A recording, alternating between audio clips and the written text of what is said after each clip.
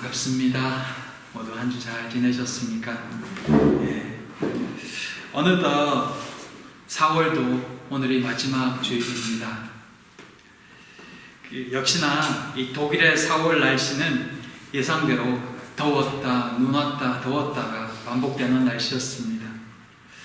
그걸 보면서 이게 역시 독일의 4월 날씨지 라는 생각이 문득 드는 거 보니까 우리가 독일에서 살기는 좀 오래 살았구나 라는 생각이 들었습니다. 이제 곧 여름이 다가오겠네요. 모두에게 행복한 계절이 되었으면 좋겠습니다. 우리는 계속해서 이 에스라의 말씀을 나누고 있습니다.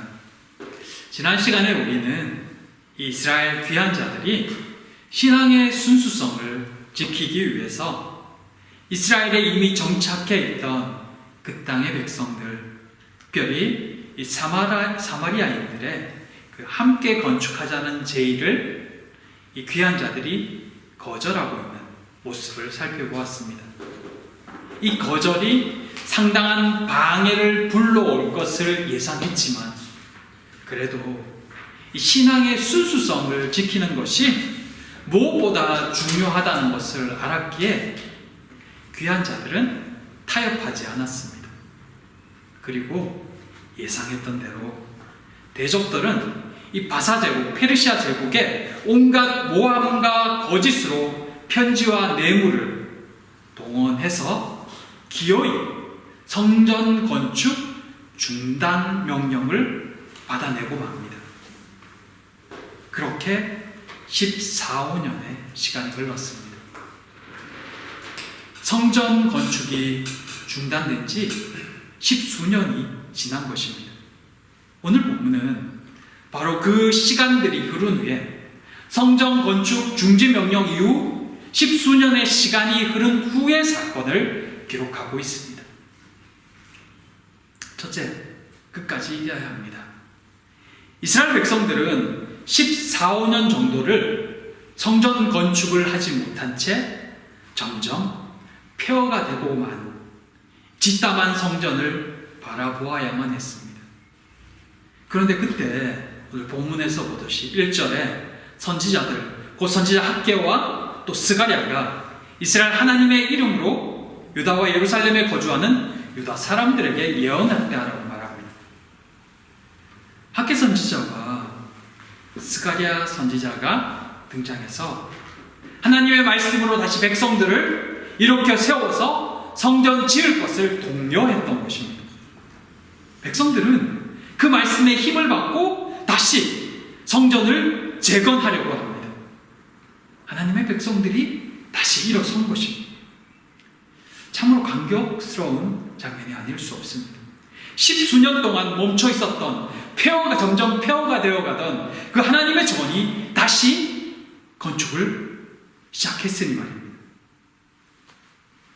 근데 오늘 본문에는 자세히 나와 있지 않지만 그 당시의 상황을 예언하고 있는 학개서와 스가랴서의 예언을 살펴보면 지금 우리가 느끼는 감정과는 조금 다른 상황을 발견하게 됩니다. 우리 본문은 한번 찾아볼까요? 학개서 1장 2절에서 4절 말씀입니다. 학개 2장 1절에서 4절 말씀입니다.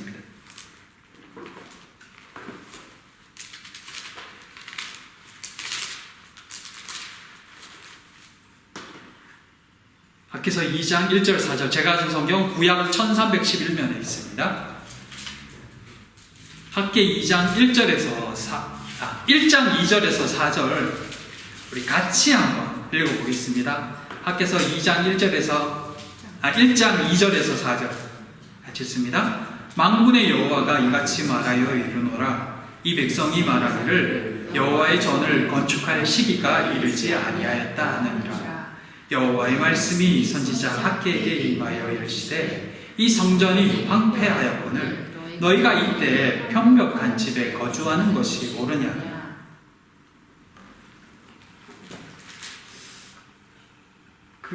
스가랴 1장 3절에는 그 뒤에 나오는, 마저 읽겠습니다. 스가랴와 그 다음 장입니다. 1장 3절도 같이 읽어보겠습니다. 스가랴 1장 3절 같이 읽습니다. 그러므로 너는 그들에게 말하기를 만군의 여호와께서 이처럼 이르시되 너희는 내게로 돌아오라. 만군의 여호와의 말이니라. 그리하면 내가 너희에게로 돌아가니라. 만군의 여호와의 말이니라. 무슨 말일까요? 지금 우리가 읽었듯이 학개 선지자와 스가랴 선지자의 예언 내용은 바로 이스라엘 백성에 대한 책망이었습니다. 우리가 에스라서를 읽을 때는 분명히 에스라 그 4장 24절에 보면 이렇게 돼 있잖아요. 방해가 있어서 이에 예루살렘에서 하나님의 성전 공사가 바사왕 다리오 2년까지 중단되었다. 분명히 대적들의 방해가 있었잖아요. 그들을 하고 싶었는데 대적들의 방해 때문에 성전 공사가 중단되었다가 4장 끝까지의 내용이었는데 학개와 스가랴 선지자는 왜 이스라엘 백성들의 믿음 없음과 이 성전에 대한 무관심에 대해서 책망하고 있을까요? 그 사이에 어떤 일이 일어났기에 이럴까요? 분명히 이 성전 공사가 중단된 것은 대적들의 끈질긴 방해라는 외부적인 요인에 의해서 시작된 것이 분명합니다. 하지만 시간이 흐르면서 점점 이스라엘 내부에서도 자포자기의 심정으로 성전공사 재개에 대한 의욕을 상실해버린 것입니다. 상황이 점점 어려워지고 꼬이자 귀한 자들도 지금 자신들이 처한 상황을 비관하면서 스스로 성전 짓기를 포기해버렸던 것입니다. 그리고는 아직 하나님의 때가 아니야 라는 말로 스스로를 합리화시켜버리고 그렇게 그 긴 시간들을 보내버린 것입니다. 하나님은 그것에 대해 책망하고 계신 것입니다. 그렇다면 정말 하나님의 때가 아니어서 그동안 성전 건축이 재개되지 못했을까요? 우리가 에스라서를 쭉 읽어보듯이 1장에서부터 우리가 살펴본 바에 의하면 대적들의 방해로 성전 건축이 중단된 것은 하나님의 뜻이 아니었습니다. 하나님께서는 이미 1장에서부터 성전 건축이 하나님의 뜻이라는 것을 보여주셨습니다. 그리고 왕의 마음을 움직였으며 성전 건축에 필요한 물자들까지 다 공급해 주시고 주변 환경까지도 열어주셨습니다. 하나님의 뜻이 성전 건축에 있다는 것을 분명히 보여주셨던 것입니다. 그렇다면 어떻게 해야 됐을까요? 대적들의 방해가 있었지만 유다 백성들은 그 속에서도 하나님께 구하며 계속해서 나아가야 했습니다. 하지만 포로 귀한 자들은 결국 환경에 눌려서 상황에 눌려서 두려움 때문에 포기했던 것입니다. 그리고는 아직 하나님의 때가 되지 않았어 라는 말로 스스로를 위로하며 자신들이 살 집을 꾸미는데 집중했던 것입니다. 사실 말은 이렇게 하지만 상황적으로는 참 쉽지 않은 상황은 분명합니다. 다른 것도 아니고 자신들을 다스리고 있는 바사 제국으로부터 성전 건축을 중단해라 라는 명령이 내려왔는데 그것을 어긴다는 것은 곧 목숨을 걸어야 되거든요. 아마 분명히 처음에는 그래도 하나님 안에서 우리 한번 이겨보자라고 했을 것입니다. 근데 오늘 본문 읽었듯이 4절과 5절에서 보듯이 지속적인 방해, 고소, 협박 것들이 있었을 때 그리고 그렇게 버티고 버텼는데 시간이 흘러도 상황이 더 이상 나아질 기미가 보이지 않자 그들도 서서히 지쳐가면서 결국은 포기해버렸던 것입니다. 분명히 하나님의 뜻을 확인하고 달려왔지만 방해가 길어지고 변화가 보이지 않자 하나님의 뜻도 의심하게 되고 결국은 하나님의 뜻이 아닌가 보다 하지 이라고 하면서 주저앉아 버렸던 것입니다. 사랑하는 성도 여러분, 하나님의 뜻대로 산다는 것이 어떤 것일까요? 하나님의 뜻을 쫓아갈 때 우리가 기대하는 것이 어떤 것일까요? 하나님의 뜻대로 살면 정말 만사형통 모든 것이 다 잘 될까요? 예수님 잘 믿으면 문제도 없고 회사 일도 내 앞길도 척척 풀리고 자녀도 가정일도 모두 일사천리로 잘 해결되어질 수 있을까요? 정말 사실 그랬으면 좋겠습니다. 근데 처음부터 그렇게 되진 않습니다. 모든 것이 그러하듯 과정이라는 것이 있습니다. 넘어야 될 산도 있습니다. 특별히 주 안에서 신앙생활 하다 보면 이겨내야 할 사단의 방해가 있다는 것입니다. 주의 자녀답게 살아가는 것을 사단이 방치하고 있지 않을 것이 분명하기 때문입니다. 당장 오늘 보면 3절에만 봐도 그동안 아무 소리 안 하던 총독이 갑자기 찾아와서 방해하려고 있지 않나요? 지금까지는 별로 크게 신경 쓰지 않는 이들이 일어서자마자 곧바로 반응하고 있다는 것입니다. 누가 허락도 없이 그 건축을 하려고 했느냐고 다그치잖아요. 총독이 쫓아와서 그 주위에 있던 농간들, 또 주위에 있던 민족들이 말입니다. 그렇다면 그들이 갑자기 나타났을까요? 아니요. 그들은 늘 주위에 있었습니다. 근데 그동안은 나타날 필요가 없었던 거죠. 지켜보고 있지만 안 움직이니까 신경 쓰지 않아도, 관여하지 않아도 이스라엘 사람들은 충분히 세상과 가까이 지내고 있거든요. 그냥 주저앉아 있거든요. 근데 굳이 건드릴 필요가 없는 거예요. 하지만 그들은 하나님의 사람들이 제대로 살려고 움직이면 여지없이 그 순간에 나타나는 것입니다. 가만히 지켜보고 있다가 자신들이 원하는 대로 살지 않으면 그때 나타나는 것입니다. 그렇다면 그때마다 포기하고 넘어지고 그렇게 무기력하게 대응하고 살아가야 되는 걸까요? 그럼 평생을 그렇게 살 수밖에 없는 것입니다. 포기하고 살면 건드리지 않죠. 근데 우리의 인생은 포기한 채 그냥 살아가는 것입니다. 그게 사단이 원하는 거거든요. 그냥 주저앉아서 그냥 세상이 흘러가는 대로 그렇게 살아가면 사단도 우리 잘 건들지 않아요. 왜냐하면 그 끝이 망하는 걸 그들이 알고 있거든요. 그러니 굳이 건들지 않아도 그대로 쭉 가다가 그렇게 끝나는 겁니다. 교회 역시도, 이 땅의 교회 역시도 이 같은 일을 계속 경험해왔고 오늘까지도 경험하고 있습니다.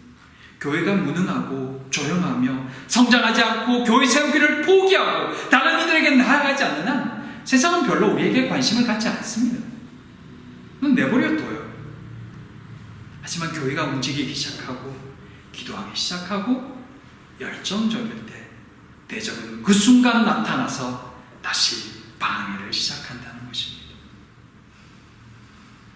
사랑하는 성도 여러분, 하나님의 뜻은 환경에 따라 달라지지 않습니다. 상황에 따라 이랬다 저랬다 하지도 않습니다. 그것이 하나님의 뜻이면 그냥 하는 것입니다. 부딪혀 보는 것입니다. 그러면 어떤 결론이든 나게 되어 있습니다. 사실 본문을 준비하면서 우리 교회가 생각이 났습니다. 우리 교회는 지금의 이 상황에서 어떻게 반응하고 있고 우리는 어떤 생각들을 가지고 지금 우리의 신앙생활을 하고 있을까? 여전히 하나님을 바라보고 있는가? 아니면 반쯤 넋을 놓고 있는 것은 아닌가? 말씀을 보면서 다시 한번 이 말씀을 기억해야 되겠구나라는 생각이 들었습니다. 사단이 10번 달려들면 우리는 11번 싸울 준비를 해야 됩니다. 10번 우리에게 전쟁을 걸면 우리는 그 10번 족족 싸울 준비를 하는 것입니다. 하나님이 있는 한 진싸움이 아니거든. 주저앉지 않는 한 끝나지 않는 싸움이라는 것입니다. 눈에 보이는 상황은 똑같아 보여도 우리가 하나님을 바라보고 있는 한 하나님은 여전히 우리와 함께하고 계시고, 심지어 우리가 포기할 때도 여전히 우리를 바라보고 계시는 분이 하나님이시기에 그 하나님을 기대하며 인내하는 것입니다. 나아가는 것입니다. 그때 하나님의 은혜를 경험하는 것입니다. 일하심을 보는 것입니다. 그 하나님을 소망하며 오늘도 앞으로 나아가는 우리가 되기를 함께 소망해 봅니다. 그렇게 이 십수년을 낙심하고 있던 이스라엘 백성들이 본문 2절에 보면 갑작스레 지도자들을 중심으로 다시 한번 성전 건축을 하기 위해 일어서는 것을 봅니다. 14년 만에 말입니다. 무엇이 그 십수년을 잡고자기로 살던 그들을 일으켜 세우고 있을까요? 바로 하나님이셨습니다. 좀 더 구체적으로 말씀드리면 선지자들 통한 하나님의 말씀이었죠. 포로 귀한 자들이 다 주저앉아 있으니까 하나님께서 직접 선지자들 통해서 말씀하고 계시다는 것입니다. 다시 일어서도록. 여기에 좀 더 재미있는 말씀이 있습니다. 학개서 1장 9절에 제가 읽어드릴게요. 뒤에 나오는데 이런 말씀이 있습니다. 책망을 하시면서 너희가 많은 것을 바랐으나 도리어 적었고 너희가 그것을 집으로 가져갔으나 내가 불어버렸느니라. 나 만군의 여호와가 말하노라. 이것이 무슨 까닭이냐. 내 집은 황폐하였으되 너희는 각각 자기의 집을 짓기 위하여 빨랐습니다. 귀한 자들이 성전 재건을 포기한 후에 대적들의 방해는 사라졌는데 얼마의 시간이 들은 뒤부터는 그들이 아무리 수고해도 수고한 만큼의 대가를 받지 못했다는 것입니다. 왜냐하면 하나님이 불어버리셨다라고까지 표현하고 계시더라고요. 살다 보면 가끔 그런 일을 경험할 때가 있을지 모르겠어요. 앞으로는 잘 나가는 것 같은데, 평안한 것 같은데 돌아보면 손실이 더 큰 경우들을 혹시 경험해 보셨나요? 돈은 막 쌓이는데 마음이 편치 않을 때도 있고, 또 분명히 많이 번 것 같은데 손에 잡히는 것은 별로 없는, 뭔가 일이 술술 풀리는 것 같은데 돌아보면 제대로 된 것이 없는 듯한, 열심히 달려왔는데 때로는 사람을 잃고 행복을 잃어버리는 그런 일들까지. 하나님 뜻대로 살지 않았다고 해서 하나님께서 화나서 그들의 가진 것들을 불어버리신 것일까요? 아니요. 하나님 없는 인생이 그 끝이 어떠하신지를 누구보다 하나님이 잘 아시기 때문에 결코 그들을 포기하지 않으실 것이라는 것을 그렇게 보여주고 계셨던 것입니다. 그렇게 다시 돌아올 기회를 주고 계신 것입니다. 그들이 그토록 가지고 싶어 했던 것도 불면 한순간 허무하게 날아갈 것이라는 것을 깨닫게 해주신 것입니다. 하나님이 가만두셔도 사단이 그렇게 그들에게 모든 것을 빼앗아가고 결국은 사망일 거라는 것을 잘 알고 계시기 때문입니다. 그렇게 하나님께서는 그들의 인생을 통해서 또 선지자들 통해서 하나님께로 돌아올 것을 촉구하고 계셨던 것입니다. 백성들은, 특별히 지도자들은 그 말씀을 깨닫고 다시 새 힘을 내어서 다시 한번 일어나 하나님께로 나아가고 있는 것입니다. 사랑하는 성도 여러분, 당신의 자녀를 결코 포기하지 않는 하나님의 손길이 오늘 본문 속에 있다는 것을 기억할 수 있기를 바랍니다. 하나님을 바라고 나아가면 분명히 자녀를 도우시는 그 하나님의 손길을 경험할 수 있습니다. 심지어 모든 이들이 포기했을 때에도 하나님은 그들을 포기하지 않으시고 다시 일어나서 돌아올 수 있도록 촉구하고 계시는 그 하나님의 모습을 우리는 다시 한번 볼 수 있어야 합니다. 하나님이 어떻게 도우시냐고요? 하나님 앞에 돌아올 때 어떻게 경험할 수 있냐고요? 오늘 본문이 그것을 다시 한번 보여줍니다. 믿음으로 반응하는 그들을 책임지신 그 하나님을 말입니다. 3절입니다. 이스라엘 백성들이 다시 말씀으로 일어서려고 하자 강 건너편 총독들과 그 부하들이 쫓아오잖아요. 그리고는 성전 짓는 자들에게 의해서 협박하듯이 누가 너희에게 명령하여 이 성전을 건축하게 하였느냐? 누구며 그 이름을 대라라고 말합니다. 책임자가 누구냐고 반드시 문책하겠다는 뜻입니다. 왜냐하면 성전 건축을 중단시킨 사람이 바로 바사 제국이었으니까요. 역시나 죽어있을 때는 가만히 놔두던 적들이 다시 일어서기 시작하자 어김없이 달려오잖아요. 근데 그때 장로들이 당당하게 건축하는 자들의 이름을 대고 있습니다. 그뿐만 아니라 그들의 신앙 고백을 합니다. 그게 다음 시간에 볼 11절에서 17절 말씀이거든요. 그들은 조금도 망설이지 않고 확신을 가지고 적극적으로 반응하기 시작한 것입니다. 하나님의 말씀을 믿고 이제는 두려움 없이 이야기를 하잖아요. 그랬더니 이번에는 전과 다른 양상이 펼쳐져요.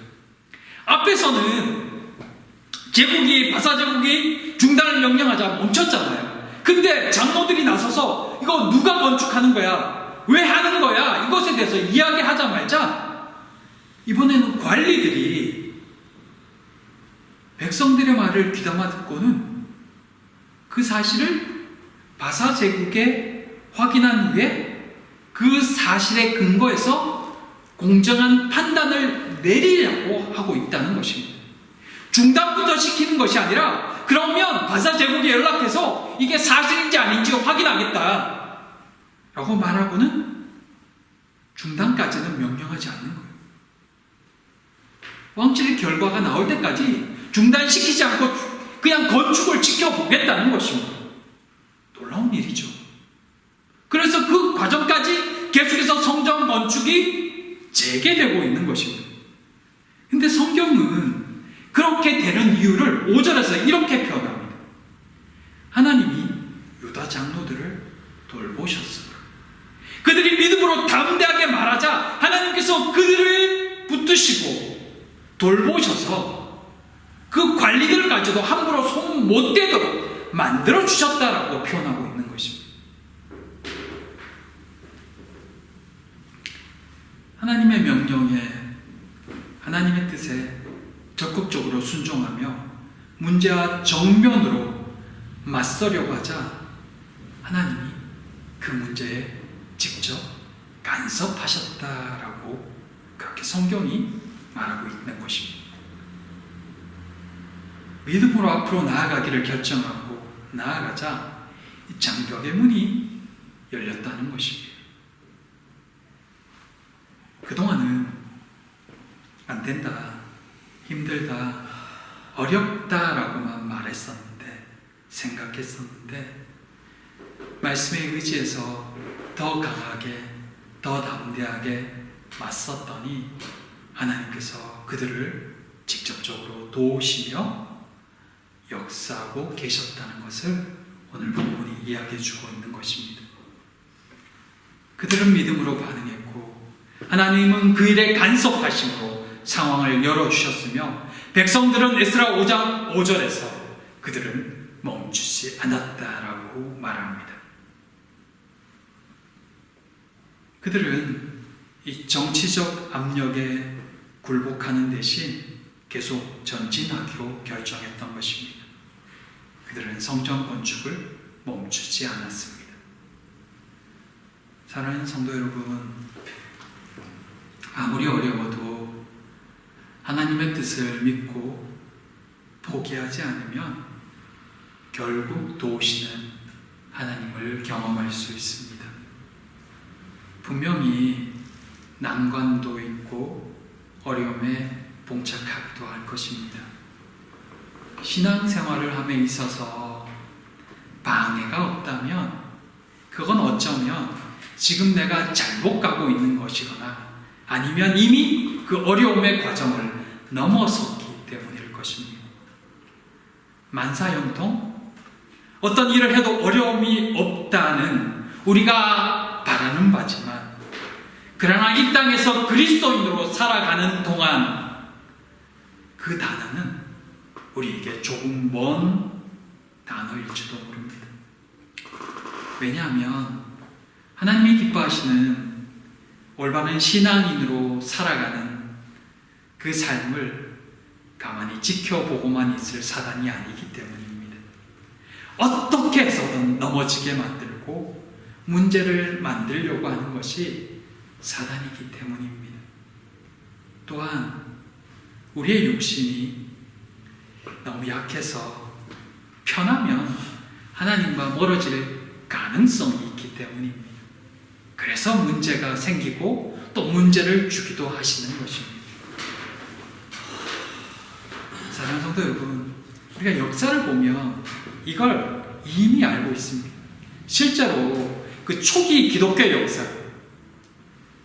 역사를 보면 네로 황제나 또 여러 로마 황제들의 박해와 핍박이 있고 신앙을 지키기 위해서 목숨을 걸어야 했던 때에는 오히려 신앙의 열기가 더 뜨거웠고 그리스도를 위해 죽음을 불사하는 이들도 많았습니다.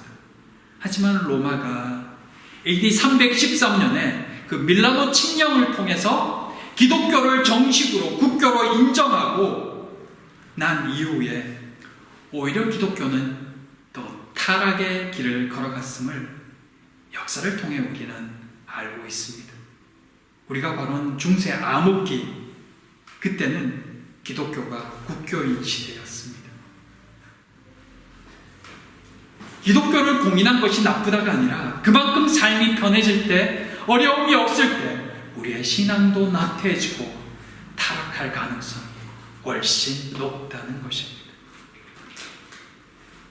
믿음으로 인한 갈등, 신앙으로 인한 어려움은 오히려 하나님의 도우심을 받을 절호의 찬스이기도 합니다. 하나님이 나와 함께 하심을 확인할 수 있는 기회라는 것입니다. 포기해버리면 끝이지만 끝까지 견디면 은혜가 있습니다. 사랑하는 성도 여러분, 당당히 맞서는 그런 신앙인의 삶을 살기를 소망합니다. 언제든 방해는 있습니다. 그러나 이겨내면 더 큰 은혜가 있습니다.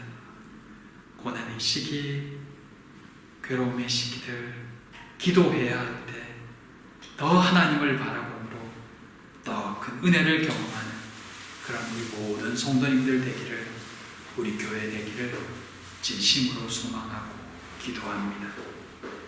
이 시간 우리 함께 기도했으면 좋겠습니다. 누구나 인생에 어려움이 있습니다. 이 시간 우리가 아버지께 구해야 될 것이 무엇입니까? 더 큰 은혜를 경험할 수 있는 기회가 어떤 것입니까? 이 시간 아버지 앞에 기도했으면 좋겠습니다. 우리 앞에 놓인 산을 아버지 앞에 고하면서 하나님, 이 기회를 통해서 하나님을 더 깊이 만날 수 있는 은혜의 시간만 되게 해달라고, 우리 교회에 허락하신 기회가 무엇입니까? 그것을 보고 기도할 수 있게 해달라고 우리 시간 같이 기도하면서 주께 나아가도록 하겠습니다. 함께 기도합니다. 사랑의 은혜의 하나님, 사랑의 하나님, 오늘 우리는 두려움 앞에서 어떤 모습이어야 하는지를 함께 생각해 봅니다. 두려움 앞에 떨면 여전히 그 두려움은 우리에게 두려움으로 남지만 그럼에도 하나님을 의지하고 넘어서고자 하면 반드시 도움의 손길을 넘어갈 길을 허락하시는 그 하나님을 보았습니다. 은혜의 하나님, 우리로 세상과 당당히 맞설 수 있는 믿음을 허락하여 주시옵소서. 환경과 상황 위에 계신 하나님을 바라봄으로 말씀에 의지하여 이겨내는 우리 모두가 되게 하여 주시옵소서. 그래서 또 전진하고 그래서 또 성장하는 우리 모두가 되게 하여 주시옵소서. 사랑하는 교회와 사랑하는 우리 모든 지체들을 돌아보시사 하나님의 뜻을 정확히 분별하게 하시고 또한 그 뜻을 쫓아 행하게 하여 주시옵소서.